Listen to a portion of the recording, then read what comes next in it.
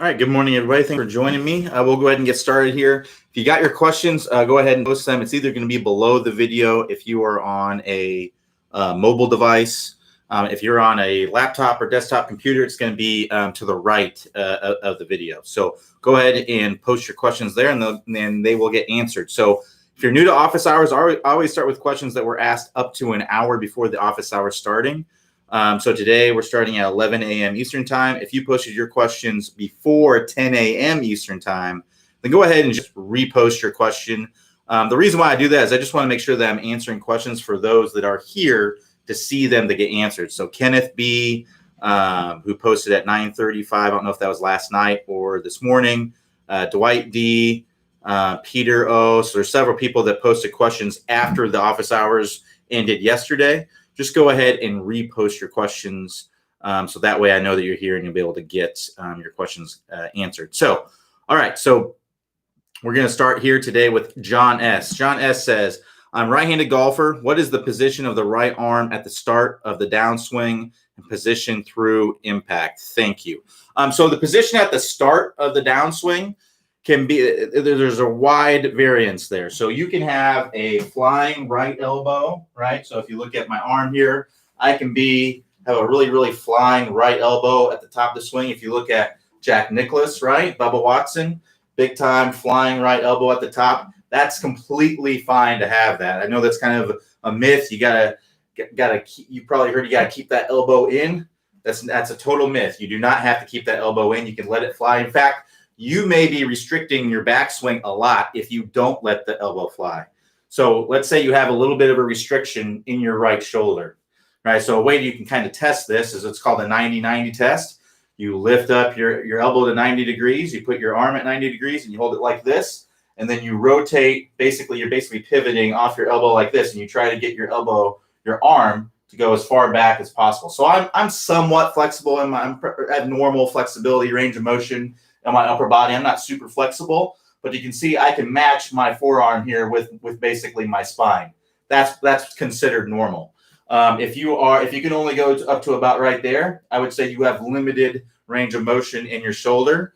If you've had shoulder injuries, that may be the case as well. And you may need to let that elbow fly. Otherwise, if you don't, you may only be able to bring that swing up to here, right? So go ahead and let that elbow fly at the top of the swing. So that way you can create space. Now, the key here is that you got to bring it back into the side, right? You have to bring that elbow back down into the side. If we keep it out there, right, that's going to be a steep swing. You're going to end up coming down over the top, come down steep. You're going to need to reroute it, all kinds of things that are going on. So you need to bring that elbow back in toward the body when you're coming into contact. Now, depending on how much rotation you have is where the elbow can be in relationship to your body. So if you're someone who doesn't have a ton of rotation, that elbow is going to need to get out away from the body to get that club in front of the body. Now, this isn't the most efficient way to hit the golf ball. You're typically going to flip,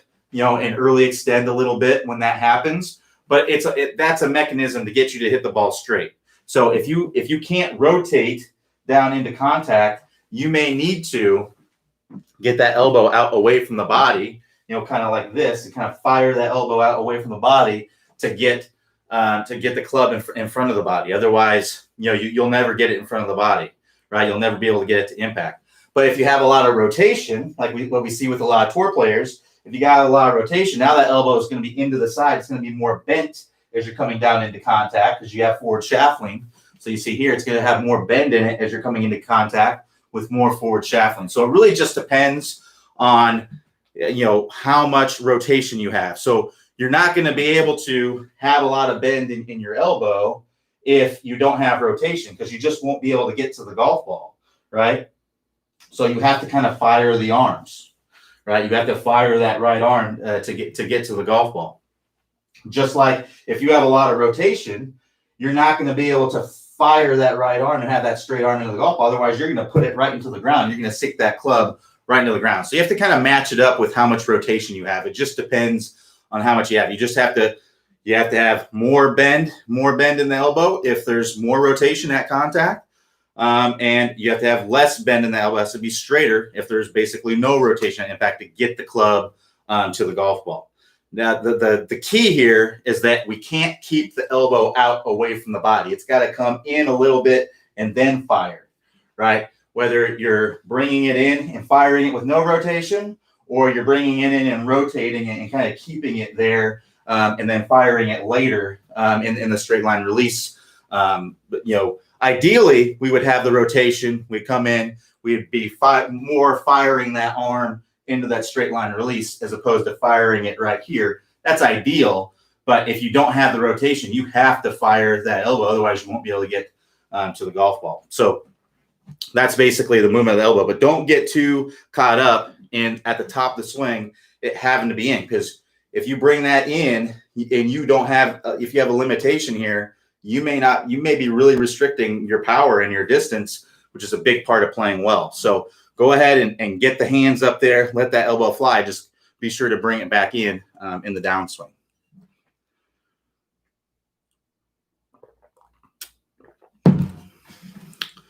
All right, so Robert D says, at impact, we want a 45-degree hip turn and forward shaft lean, but we can't actually do either of those and still hit the ball without getting the chest much lower to the ground relative to aggress. What's the best TSG video to watch for learning how to get low during the downswing? It's going to be the move. You have to do all these things. The move course is going to be the best course for you to work on getting down into contact.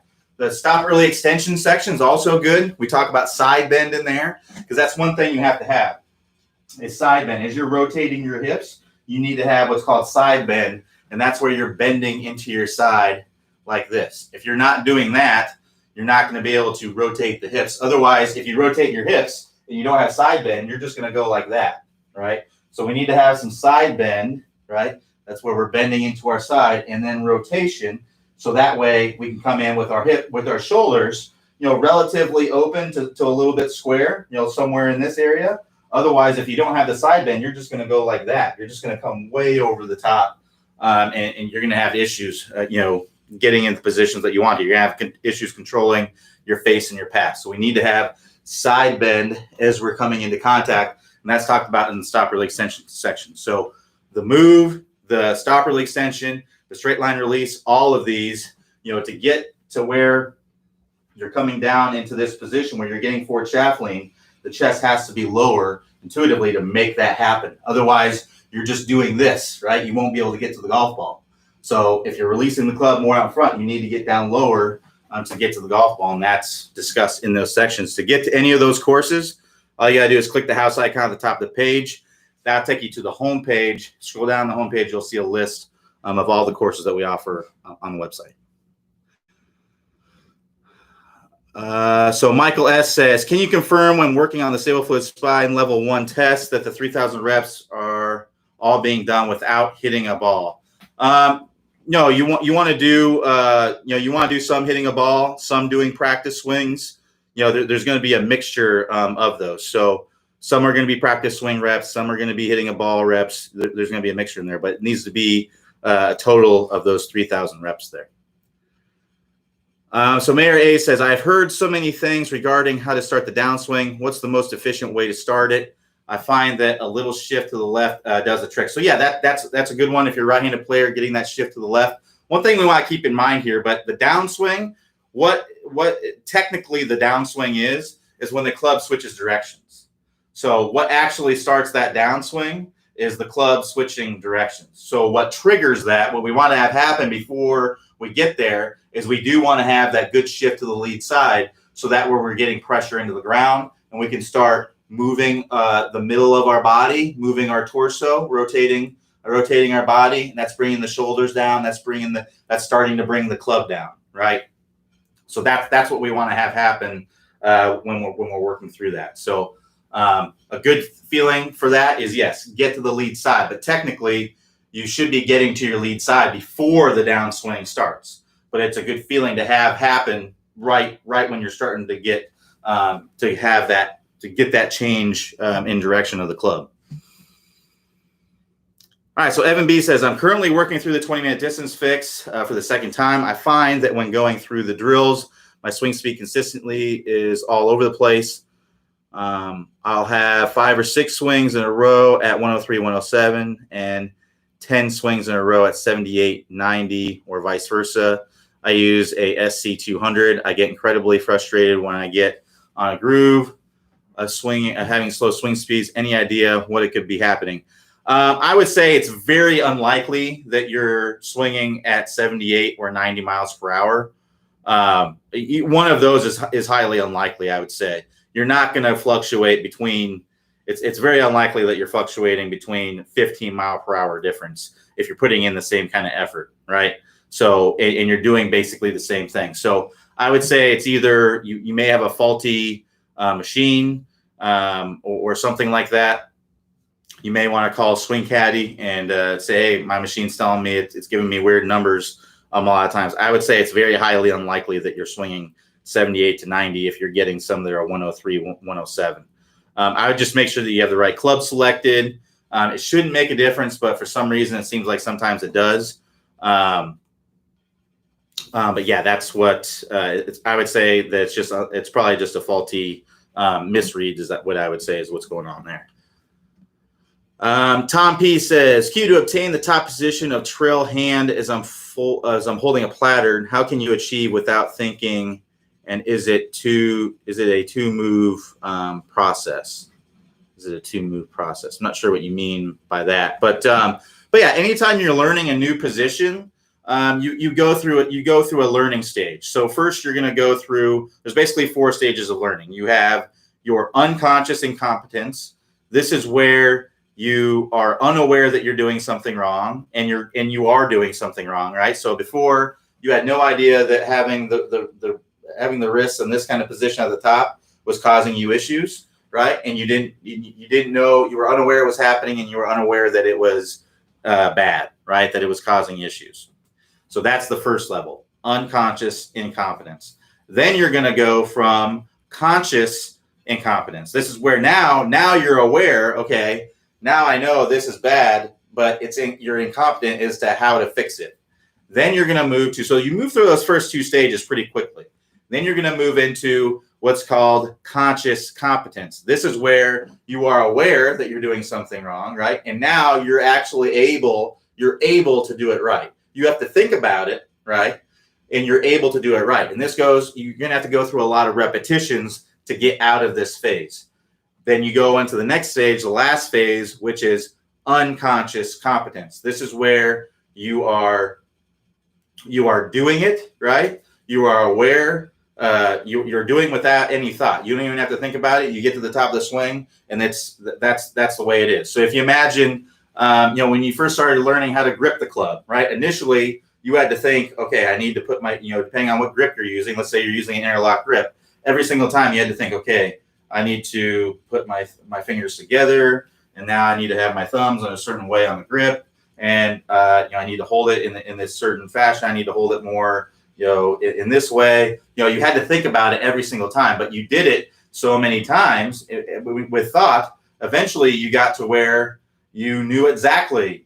You were doing it without any thought. It was completely unconscious. Now you just grab the club. You don't even think about it. You just do it. You think about anything that you learn how to do. Right, you go through those stages. Learning how to type, same thing, right? Learning how to play a musical instrument, same thing. You get to where it's automatic. You do it without thought. So you just have to put the repetition in. You just have to think through it every single time until eventually you don't have to think through it anymore. This is why a lot of the pieces of the Top Speed Golf system, we ask you to do thousands of reps, because this is what it takes to get to that unconscious competence level. You have to spend some time in the conscious competence level to be able to get to where you're doing it unconsciously, just like you were learning everything else. Now, as far as the 2 moves, I'm not really sure exactly what you mean by that. Really, it's bending the wrist back is all it is, right? So it's going up to the move. It's going up to the top of the swing like this. Now, anything you can break down into multiple components. Like I can say, I'm turning my hips, I'm lifting my arms, I'm turning my spine, I'm going thumbs up, I'm going knuckles back. My knee is moving this way. My right leg is straightening out. Maybe my left heel is coming off the ground. I mean, I can break the movement up to the top of the swing in thousands of movements, but really it's one fluid movement is actually what's happening, right? You're just going up to the top of the swing like this, right? That's really all that's happening there. So hopefully that makes sense. But yeah, you need to get to where you just get more repetitions in there to where you get to that unconscious competence level. It just takes some time and repetition. So Robert M says, hello Q, I've been working the BSMC face and path week 1, played this AM and really struggled with a swing left with face closed. Can't seem to get the face open enough to hit a cut. Cost me a bunch of shots, started left, drew left more. So what I'd recommend doing is that first drill, that face awareness drill, on the first drill in the ball striking masterclass, I would go out there and I would work on that right now, controlling that, getting to where you're feeling this face wide open as you're coming through contact. So you set up. If you're unaware of what our ball striking masterclass is, it's another course that we offer. It's in addition to the membership. We offer enrollment into it every month or two. But basically, in one of the drills that we work on in there in the first week is a face awareness drill. So what we do is we put a stick in the ground, right, out in front, about 10 feet out in front or so. And then we're going to set up to the golf ball as if we were going to be hitting a golf ball right at that stick. And then we're going to practice hitting shots with a crazy open face where, I mean, we're trying to get the ball to go 45 degrees to the right initially. And then we're going to alternate between doing that and hitting left, extreme left. So you're going to feel like you're not rolling the face over at all. You're leaving that face wide open and you're getting the face to go off to the right. And then you're going to alternate that between really closing this space down and trying to get that ball to start to left. You want to feel like it's going to hit you in the shin when you're hitting it. So that going to both ends of the extreme, going to what's called variability training, going to both ends of the extreme, it really gives you a sense of where the middle is, and it also helps you to be able to adjust that. So Robert, I would highly recommend that you go out there and just work on that drill. Put in some time with that drill. See if you can go 10 out of 10, going, 5 that way. So you go 1 that way, 1 that way, 1 that way until you get 10 out of 10. And then once you get 10 out of 10, what I would recommend doing to up the difficulty a little bit is actually control how much right it's starting and how much left it's starting. So when we're doing this drill at the easiest level, it's exaggerating as much as possible. It's extreme right, it's extreme left. We're trying to go as far as we can. Now, if it's in a range of 30 to 70 degrees to the left, that's acceptable, right? But then once you get better with it, what you can do is you can try to hit one to the right, but only 20 degrees to the right, right? So you're picking a target maybe out on the right, and you have to get it to start right at that target. If it doesn't, then you're unsuccessful. You try again, and then you go to the left. You pick a target to the left, and you do the same thing. And all the while, you're lining up to that stick that's straight ahead the whole time. You're not turning your body and doing that and hitting to the right like that and then turning your body. You're keeping your body the same. You're just controlling your face, and you're controlling your face going out to the right and going to the left. So how much you don't roll the face and you just leave the face open, how much you roll it. And if you really want it to go left, you're gonna have to roll it over hard to get it to go left. So Robert, you just need to go out there and work on that drill. Some days we just suck. We have to keep that in mind too. Some days we just go out there and we really struggle and we have a hard time. We're all going to have those days. There's a reason why, the best player, the number one player in the world isn't winning every single tournament because they're not going out there every single day and playing their absolute best. There's a variance there. So one thing that we'll talk about in the ball striking masterclass is what we call the 20 stroke rule. If you think about with every, basically everyone or pretty close to everybody is going to have about 20 strokes between their lowest score of the year and the highest score of the year.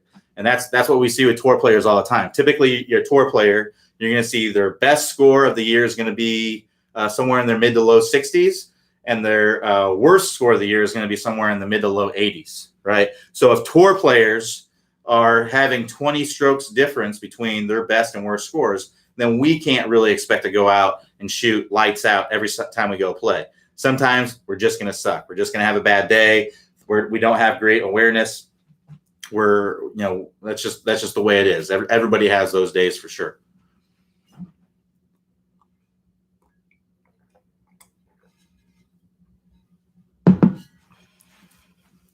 All right. So Merritt D says, grip neutral or strong? Does grip help get a get to bowed or flat wrist at top, or do you manipulate hands? So really it's personal preference whether you have a strong or weak or neutral grip.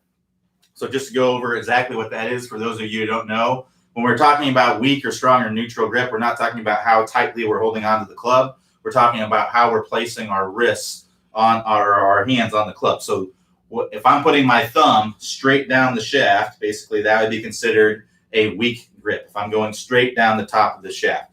A lot of times we reference the V's in the hand, and that's just the crease that's created between my thumb and my hand. If that's pointing straight up to my chin right here, that's usually an indication of a weak grip.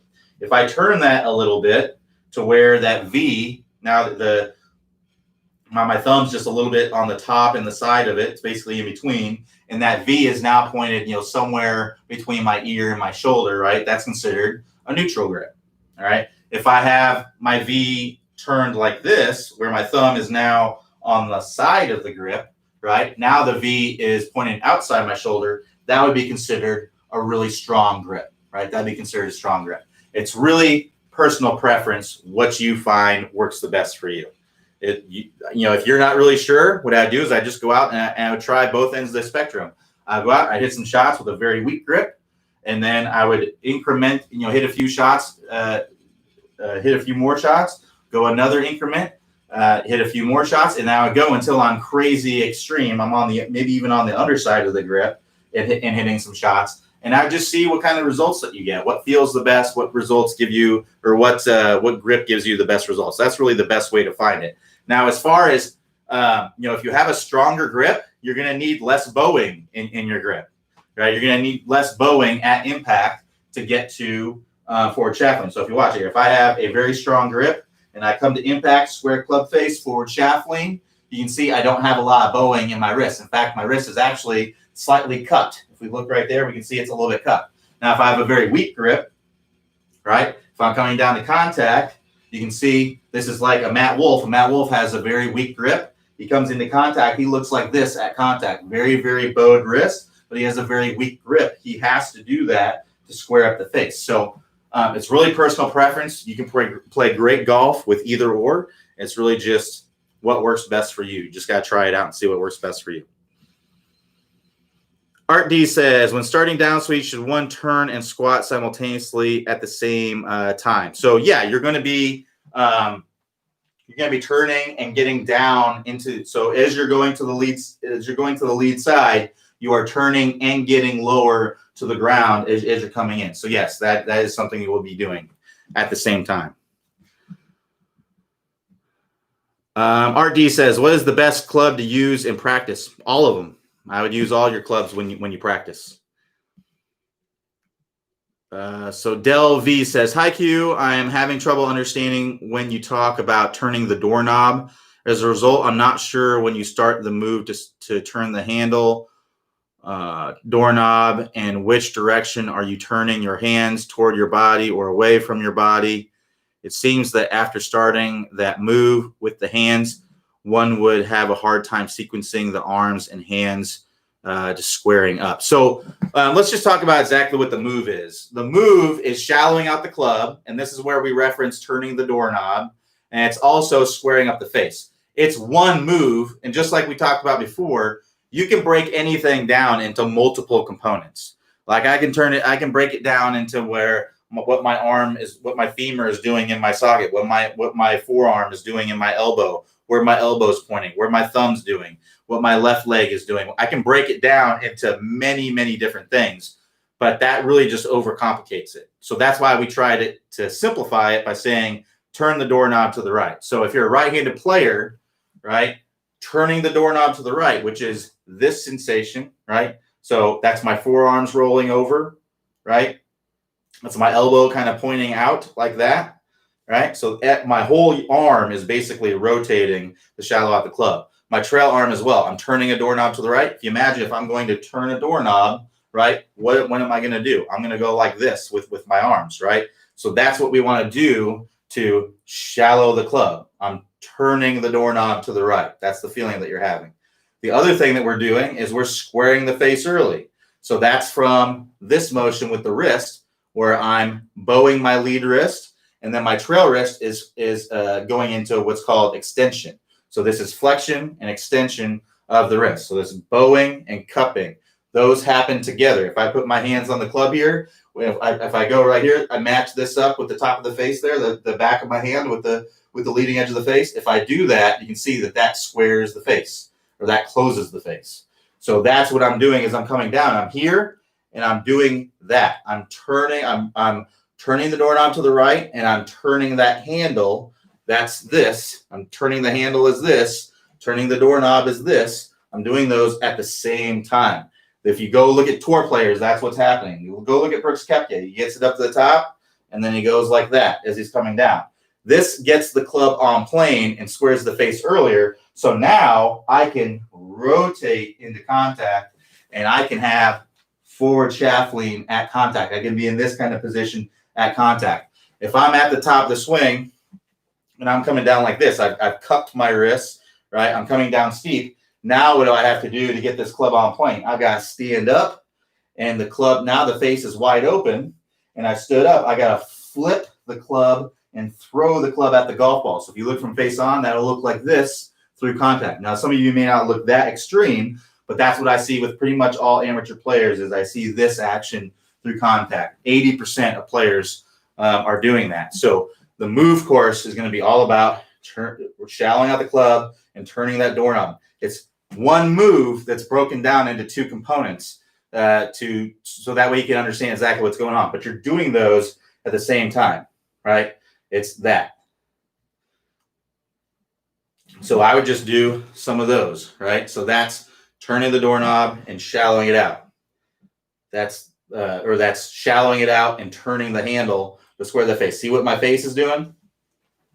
The best drill for this on the course is the tennis racket drill.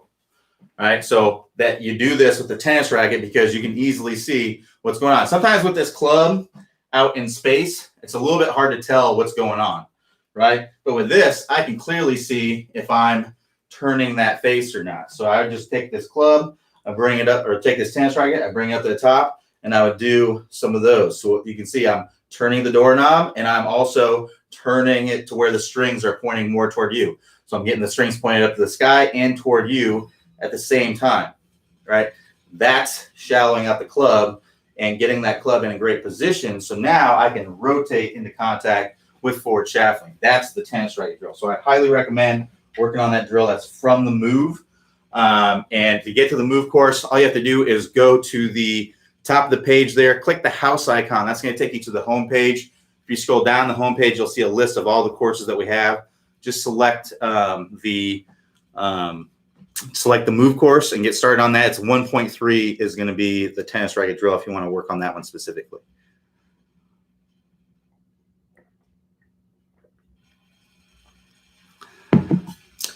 So Lance J says, I have a question about alignment in driver irons, putting as it pertains to which eye is dominance. How do you tell, and then how do you align aim? Honestly, I'm not really sure how you tell what eye dominance you are. I would say as long as you are not blocking off one side or the other, and you have both eyes kind of behind the golf ball, you're going to be in good shape. The idea here is that we don't want to have our dominant eye between the target and the golf ball, because then we're looking back at the ball and then at the target. So as long as you're setting up with some tilt, right, and you've got your both eyes behind the ball, alignment's going to be, there's not going to be any issues there, right? But if you get, maybe if you're left eye dominant, right, and you're kind of leaning forward like this, well, now my left eye is ahead of the golf ball, things might look a little bit skewed or look a little bit off. So as long as you're in that good tilt, you got both eyes basically behind the golf ball to start with, which you should if you have good tilt, with any shot, then you're not going to have any issues there. All right. So I don't really know how to know which eye is dominant or not. And honestly, I don't really buy into the whole eye dominance stuff. I don't really think it makes that big of a difference, but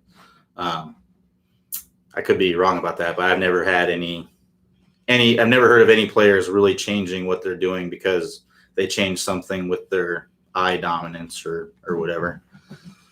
So George A says, when swinging your driver, do you bow your left wrist like when swinging an iron? It depends. Like I said earlier, if you have a weak grip, you're going to need to have some bow in your wrist, but you're doing the move with your driver the same way you're doing it with the irons. You're doing the move with every single club. Again, the move is shallowing out the club. Thing you want to do with all clubs, you want to get that club on plane, right? And then it's squaring the face earlier. You want to do that with all of your clubs so that you can rotate into contact with forward shaft lean. Now, with a driver, you're not going to have the appearance of forward shaft lean or a lot of forward shaft lean because you're hitting the golf ball further up in the stance. So it's not going to look like there's a lot of forward shaft lean there. But the same motion through the impact zone is basically the same. So the only difference there is that the ball's further up in your stance.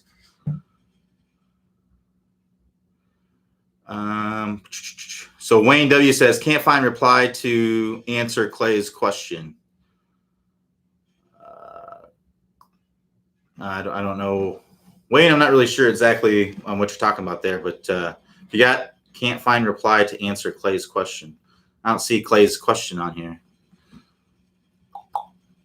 Wayne, can you tell me a little bit more? I'm not really sure exactly what's going on. So Mayor A says, how much is the masterclass? So the ball striking masterclass, like I said, it's an additional course that we offer. We've sold it for $147 in the past, and it's a one-time fee. $147. You have access to it throughout as long as you keep your membership to Top Speed Golf. But that price is subject to change. So that's just what we've sold it for in the past. But like I said, that price, it could go up to $197, but we may lower it. That's not likely. I think we've sold it for $147 basically every time. But like I said, it's possible we may raise the pricing depending on what we do with it and so on and so forth. So Mayor A says, how important is it to keep your left arm straight in the backswing? Not really important. If you look at Brooks Koepka, right, another guy, bent lead arm. Jordan Spieth, bent lead arm. Jamie Sadlowski, bent lead arm. Lee Westwood, Angel Cabrera. I mean, there's countless guys that have bent lead arms, and it's not an issue. All right, so I wouldn't worry. It's not something that I would be too worried about. Now, if you're looking at your swing and it's looking like this, right, that's an issue. Because the reason why it's an issue is because you're not turning your shoulders and you're bending your arms to get the club back here, right? So as long as you're turning your shoulders, right, and you're getting here, and maybe you get a little bit bend in the lead arm, that's completely fine. Nothing wrong with that at all. No big deal. But if you're looking like this and you're just kind of lifting the club up and bending your arms like this, that's a huge power leak.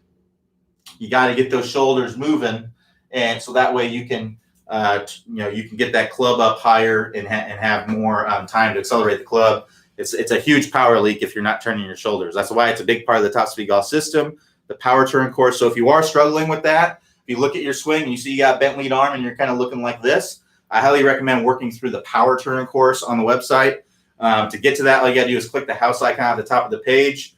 And then scroll down. You'll see a list of all the courses. Click that power turn. Get started on there. Work through the level 1, level 2, level 3. You need to get the hips turning. That's going to get the hips turning. That's going to get the shoulders turning, and that's going to allow you to get the arms up here where you want to, because you may be bending the arms to compensate for that, right? For no shoulder turn or no hip turn, you may be kind of going like this. If that is the case, then that's going to be a big power issue. So if you get the shoulders turning, get the body more coiling up and wound up, you're going to have a lot more power. And if you have a little bent arm with that, that's completely fine. If you're turning your shoulders really good and you're like this, I mean, this is what Brooks Koepka looks like. That's what Jordan Spieth looks like. So nothing wrong with that at all. So Jeffrey M says, TS says to set the ball slightly forward in my stance, eye over rear power of ball. But I found that setting it slightly back, eye over the ball, I get better compression. Thoughts? Then I would just keep on doing what gives you better compression. I mean, the whole idea is to hit the ball better. So if you hit the ball better doing something different, then that's just what you do. Really, the Top Speed Golf system is what we see all great players doing. That's what we see all good players. Any player that's playing on the PGA Tour is nailing the top speed golf system. These are the things that really matter in the golf swing. As far as where your eye is pointing and all that stuff, that's all kind of your own personal swing signature. It's your own. It's what allows you, whatever allows you to hit the ball the best is what you should do. So if you hit the ball better, feeling like your eye is in a certain position, then that's what I do. Keep in mind that feel isn't always real. So you may feel like your eye is in a position, but maybe it's not. Maybe it's actually in the position that you may have heard or you think that is better. So feel is always relative. So understand that you may feel like you're doing something, but that may not actually be the reality. So Mary A says, Q, what do you recommend for me who has an across the line appearance at the top? Again, not something that is a big. Mary, I would recommend if you haven't gone through the, I can't remember what we call it now. There's a course on the website that kind of gets you geared up for the, I think it's called the tee off or the first tee or something like that. But if you go to if you click the house icon on the top of the page, and go to the home page and you scroll down, you'll see a list of the courses. And I think it's called the first tee. So being across the line at the top, again, this is not something that's necessarily bad. Look at Bubba Watson. Look at John Daly. Look at Fred Couples. I mean, these guys, these are major championship winners, right? And across the line at the top. So it's not always a bad thing. Now, if you're going across the line at the top, and you've got your wrist kind of like it in your trail wrist really flattened out, and then you're coming down really, really steep, and then you're having to stand up, that is an issue. But if you're going up to the top of the swing, right, and then you're kind of going across the line like this, and then you come down nice and shallow and you look fantastic in the downswing, that's not a problem, right? So that's what we see those players like a Fred Couples, like a John Daly, Bubba Watson, all those folks are shallowing out that club and bringing that club nicely into the golf ball. So you have to look at what's going on. Now, if you look at your swing and you see you're kind of like this at the top, right? So really cupping that wrist, you're going way across the line, you're kind of looking like this, and then you start down really, really steep like this. Face is open like that, and you have to really roll it and flip through contact. If that's the case, I'd recommend working through the move course and working on that tennis racket drill where you're going up to the top and you're getting this sensation, because if you know you need to get here in the start of the downswing, you won't go like this, right? You'll get the club more like here so that you can more easily bring it down like this. So I recommend working through the move course if that's the case. Excuse me. To get to the move course, all you got to do is click the house icon at the top of the page. That'll take you to the home page. Scroll down the home page, and you'll find a link to the move course there.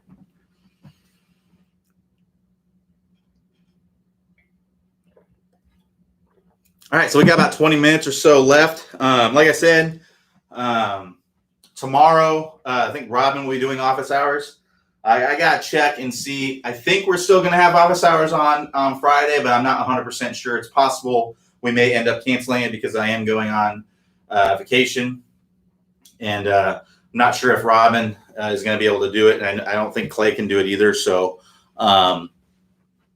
we may not have an office hours on Friday, but we'll put something on there today or tomorrow morning if we're not having those office hours. So I do apologize if you're expecting to have it, but every now and then we got to cancel them if I'm not around.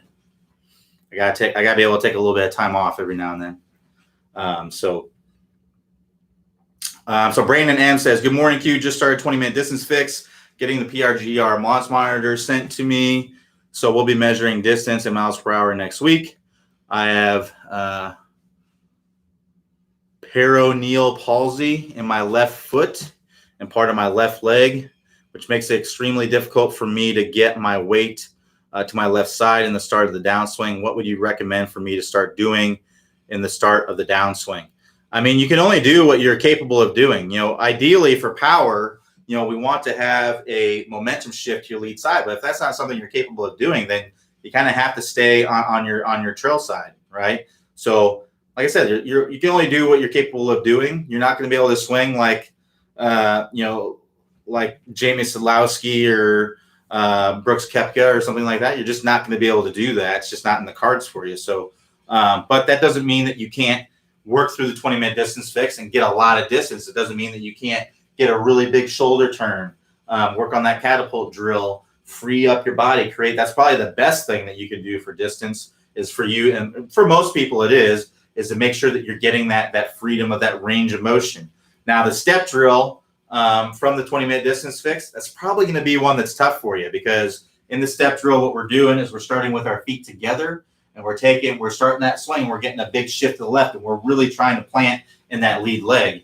If you don't have the ability to really be able to do that, that one's going to be tough for you. You might actually need to skip that one if that is the case. But give it a try. If you can do it, then awesome. But if not, there's just not a lot you can do there. Lag is definitely something that you'll be able to do. Really get this angle, create this angle, and then really get that angle where you're losing that angle very, very quickly. Now, it's going to be a little bit harder for you to release the club a little bit if you're not able to really put a lot of pressure in that lead leg. But like I said, just do what you're capable of doing. But understand there's going to be limitations there because of that. So, and then there's the skyscraper drill is going to be a really good one as well. So skyscraper drill is where we're getting our hands up really, really high. That's one that you may be able to create more speed from. So that's what I'd be looking at doing, is mainly just taking advantage of the things that taking advantage of the things that you can do. But there's going to be some limitations with the things that involve really using that lead leg and pushing into the ground. Give them a try, but understand there's probably going to be some limitations there. So Anthony M says, after that momentum shift, should I be turning my belt buckle to the target? Absolutely. So yeah, once we get our momentum shift to the lead side, we want to get to where we're turning our body. We're getting our belt buckle turning toward the target. And ideally what we would have to happen is our hips would actually be in the full finish here. And this is only for those who maybe have the flexibility to be able to do it. But ideally what you're going to see with the most powerful players is that the hips are actually pointed left of the target. Now, you may be able to only get the belt buckle pointing toward the target, which is completely fine. Again, do what you're capable of doing, but that would be ideal to get everything coming around, to where my shoulders are way left of the target, my hips are way left of the target, and I'm coming all the way around into that. I'm letting go of all that momentum. But yeah, we want to get our belt buckle turning. We want to get that pressure into the ground and get that rotation of the body so I can whip that club through there with lots of speed. So Homer W says, started 20-minute distance fix about a month ago and drove my first green yesterday. The system works. Thanks all for the drills. Homer, awesome. Thanks for sharing. Glad to hear that. That's always a great feeling to drive the green. Hopefully you made the putt or at least had a tap-in birdie. Those are always nice to have too. So awesome. Great to hear. All right. So we got about 15 minutes or so. If you got any more questions, go ahead and post them. Make sure you save some good ones tomorrow. Tomorrow will be 3 p.m. Eastern time with Robin. Like I said, I'm not sure about Friday, but if we're having it Friday, then it will be 11 a.m. Eastern time with Robin. If not, we may cancel it.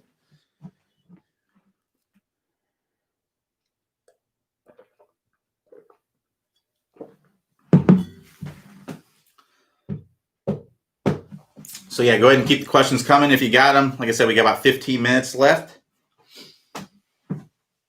And then we will wrap it up.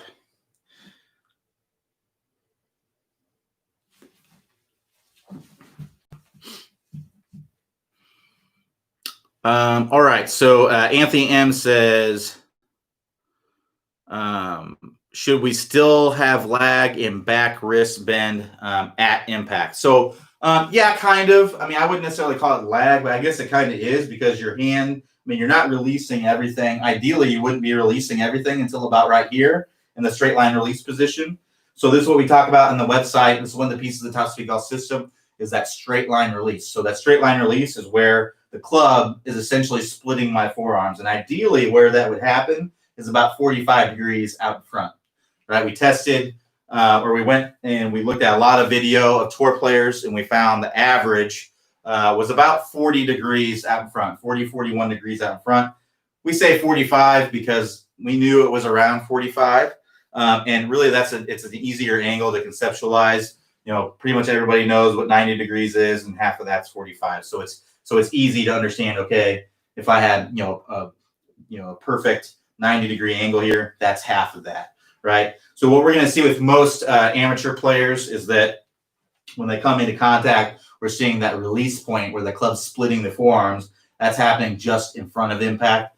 I've even seen a lot of players where that club actually releases before impact. They're coming into impact, the release is right here, and then they come into impact right here, and they actually have some backward shaftling. I see that every now and then. So that's extreme scooper kind of flipper kind of thing. So if we want to get some good forward shaft lean, at contact, we want to get this club releasing more out in front, like we see the tour players doing. So technically, I would say at impact, you're definitely going to have some lag technically, because the club has not passed up your hands yet. Your hands are still in front of the club head. And then that where it passes in front is hopefully in that 45 degrees out in front position. But you're definitely losing lag. You're releasing it, because right here is where you're going to have your max lag. This is where you're seeing the butt end of the club is way outside of my arms, right? The butt end of the club is pointing way out that way, right? And then as I'm starting down now, I'm losing some lag, right? Most tour players you're going to see, it's going to be somewhere in this area where the hands are in front of the trail thigh and the club's about parallel to the ground.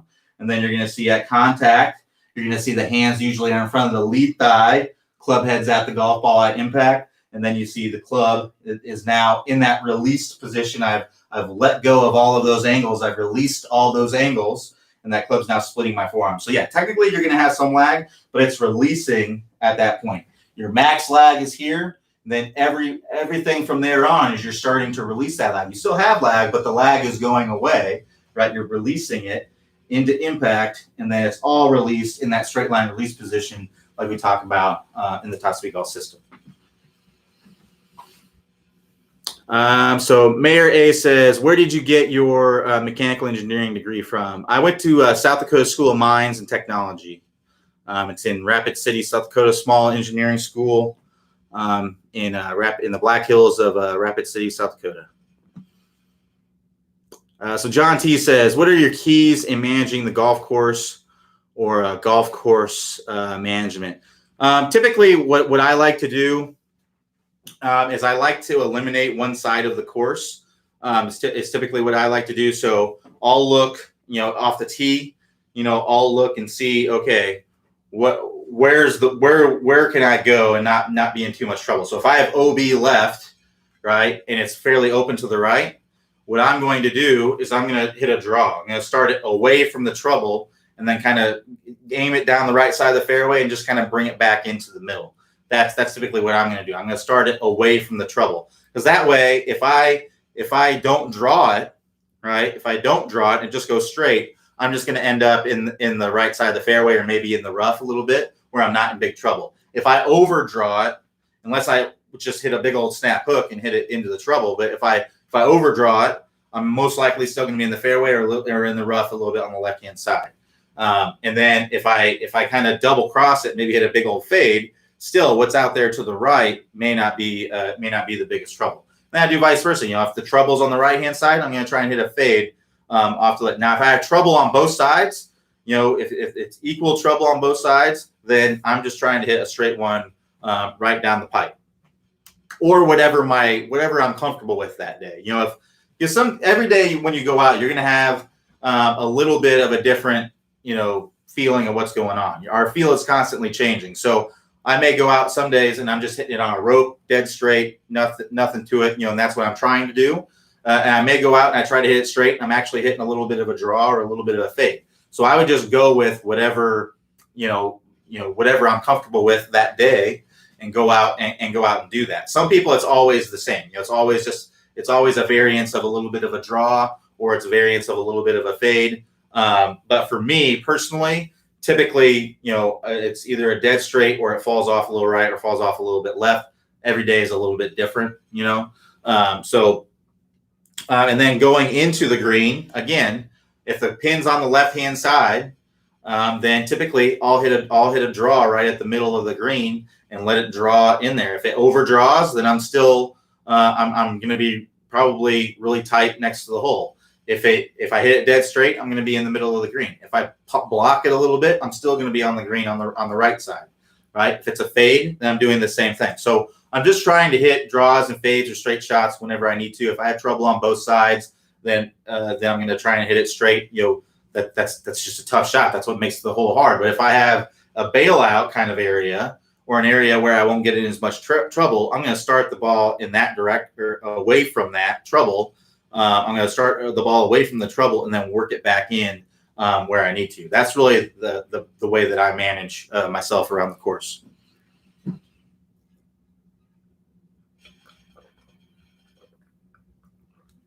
John N says the backswing start with the shoulders turning back to halfway and then the hips move. If your left side is extremely weak, how would you swing back to minimize the left hand pull? So again, to understand, the downswing starts with the switch of the directions of the club, right? That's literally what starts the downswing.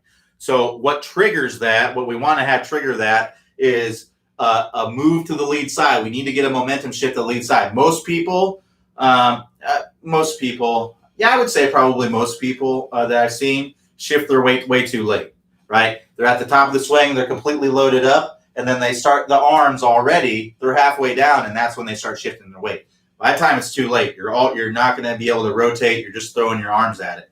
What we need to have happen is we need to load up in the beginning, load up into the trail foot in the beginning of the backswing, and we're still loading up as we're going up to the top, but our momentum is moving this way.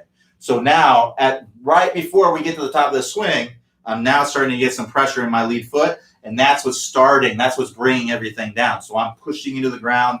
That's rotating my hips. That's rotating my torso. That's rotating my shoulders. My shoulders are bringing the arms down, my arms and my hands down, and the hands are bringing the club in. That's what we want to do.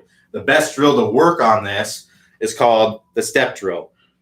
Excuse me. And if you want to work on this drill, just search BR014. So Bob Robert 014 on the website. In the upper right hand corner, you're going to find a search window.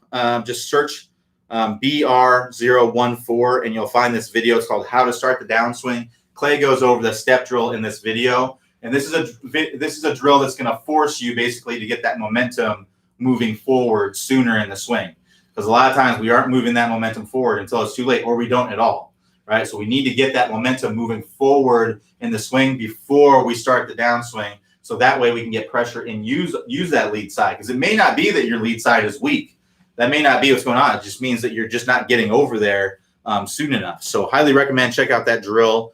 Use the search box. If you're on a mobile device, in the upper right-hand corner, you're going to see an icon. It's 3 horizontal lines. If you select that, that'll expand a menu. And if you scroll down to the bottom of that menu, you'll find the search area, the search box. Just type in BR014, Bob Robert 014, and check out that drill. It's a great one for getting that proper weight shift. So Carrie S says, hi Q, having trouble hitting my 3-wood off the fairway. Snap hooking now. Thanks. So what we want to understand is that a snap hook is caused by one of two things. One of two things or both of these things. So one is just the face being too close to the path. And then the other piece being hitting it off the toe. So what I would try to do if you're hitting snap hooks is if you're right-handed, if your face is close to the path, that means that you're swinging too much out to the right and the face is too much closed, right? So what I would actually feel like, you're swinging over the top with an open face. That's what I would try to feel like. Now, if you're hitting this ball and at contact you feel this club twisting in your hands, then it could just be because of toe strikes. If that's the case, then I would intentionally try to strike the ball on the heel. Line up as you normally would. Don't line it up in the heel. I see that all the time. People who start striking it on the toe, line it up in the heel, and that may work initially, but what ends up happening is you adapt, right? And then you're lining it up on the heel, and subconsciously I can't bring the club down the same way. Otherwise, I'm going to hit it off the heel. So subconsciously, you bring your hands in and you still hit it off the toe because you're adapting to it. So what I'd recommend doing is line up as you normally would, center of the face, and intentionally try to strike it on the heel, right? Try to strike it in the heel as much as you possibly can. If you still strike it in the toe, then you need to exaggerate even more. You may need to feel like you're hitting it off the hosel to make it happen, okay? Now, if you actually hit it in the if you still hit it in the heel, or if you actually hit it in the heel, then that's great. That means you've made change. All you have to do now is ease off of that feeling a little bit to get it more in the center of the face. So I would just try to adjust your feel to get the desired result that you want. Now, if you start consistently hitting the ball in the heel, that means that you're calibrated now, essentially, and you can just go right back to trying to hit it in the center of the face. So check those things. If you're hitting it in the toe, you're feeling that club twist in your hand, you're not hitting it solid, then try to hit it off the heel. That may fix it right then and there. Now, if you're hitting it solid, it's just from your face being too close to the path. So try to hit a cut. If you're right-handed, swing left with an open club face. Try to get that ball to slice a ton, and that'll get rid of your hook. You got to keep doing that until you actually start slicing it. Then if you do, you just ease off of that feeling a little bit to get it to where it's not slicing so much. So Anthony M says, awesome, thanks. This is great. Just started last week, and I feel I'm getting better. Awesome, Anthony. Thanks for sharing, buddy. Glad you're enjoying it so far. Welcome. All right, so we got a couple minutes left. We got another question here from John N. Says, hello, Q. How to keep the hips on the wall in the beginning of the backswing and free up the left foot to allow the hips to move more. So what I'd recommend doing is first, if you have some limitations in your hips, so like me, I have terrible internal rotation in my hips. So I have to really angle my feet out to be able to get a good range of motion. So imagine if I stood here kind of pigeon-toed, I wouldn't hardly be able to move my hips at all.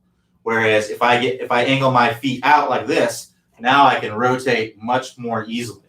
Okay, so that's what I would do first is angle your feet out, because like I said, when you're rotating your hips, your leg is internally rotating. If you have a limitation there, you're going to have a hard time moving. So angle those feet out, and that's going to make it easier. Now, when you go in the backswing, what I'd be trying to do, and I would have something there, a chair, a line stick, whatever, and I would push your hip. You have to turn your hip. You're not going to be able to really keep it on there if you're not turning, because if you're not turning, then you're going to slide. And when you slide, typically you're going to move off of that. All right. So turn your hips back and try to get your hip deep. Try to feel like you're pushing it back away. So it's almost like you're taking a step back. That's the feeling that you want to have when you are rotating the hip back. And that's the same thing. When you start down, we need to get down into the ground a little bit. What you're going to see with tour players is when they start down, that belt buckle will start to point down into the ground initially. What we see with a lot of amateur players is that belt buckle goes like that. The belt buckle, maybe we'll start to go down a little bit, but then we'll start to go up immediately. What we see with tour players is that they get here, that belt buckle goes down like this. It stays down until they get about right here, and then it extends up. That's the extension that you want. What we see with amateur players is what we call early extension, where you get to go down, but then it's early extension coming into contact, and that's going to move you off the wall. All right. So get that hip deep, keep it deep. Get the left hip deep by pushing that belt buckle down toward the ground, and push that hip back and clear it out of the way so you can rotate open into contact. But angling your feet out can help make that a little bit easier. All right, so one more question here, and then we will wrap it up. Morgan S. says, I'm having problems compressing the ball. Seem to be picking it a lot, but have tons of speed and good ball flight.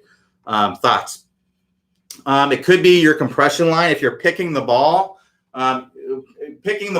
is coming in way too shallow with the golf ball. All right, so you're coming in with an attack angle that's very, very shallow, or you may even be hitting up on the golf ball a little bit.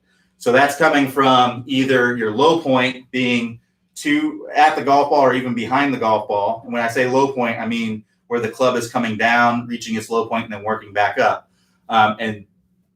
Or you're just coming in very, very level with the golf ball. All right. So That's going to be controlled by your release. So if you release the club early, if I come in and I release the club early like this, that's going to move my low point back, and that's also going to bring my angle of attack coming in very, very shallow. So if you're struggling with the release, I would work on that straight line release course, get that club releasing more out in front. The other thing, and this may be an easier thing to work on, this may be what's going on as well, is your compression line. So our compression line is a line that goes from our lead ankle, our lead hip, and our lead shoulder.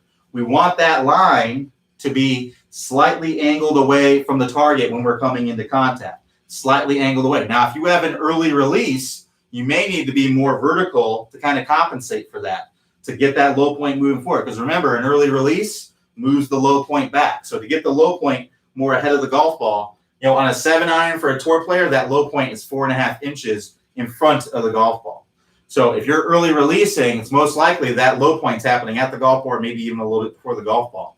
And if you're combining that with being too far angled away, that low point is going to be really far behind. You're probably hitting up on the golf ball, and your best bet to hit a good shot is to pick it every single time, right? You better hope for a good lie, every single time where the ball's sitting up. Otherwise, you're going to have a hard time. If you're ever hitting off a hard pan or hitting out of a fairway bunker, you're going to have trouble because you're hitting up on the golf ball. That the ground's going to get in the way, or the sand's going to get in the way. So we need to get that compression line leaning a little bit more toward the target, get that release a little bit more out in front.